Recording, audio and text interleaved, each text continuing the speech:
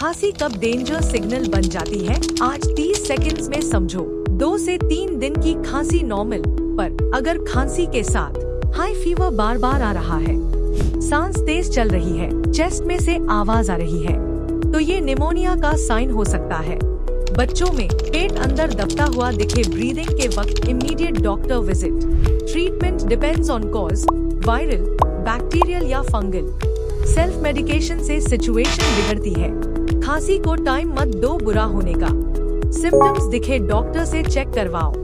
Healthy lungs, healthy life.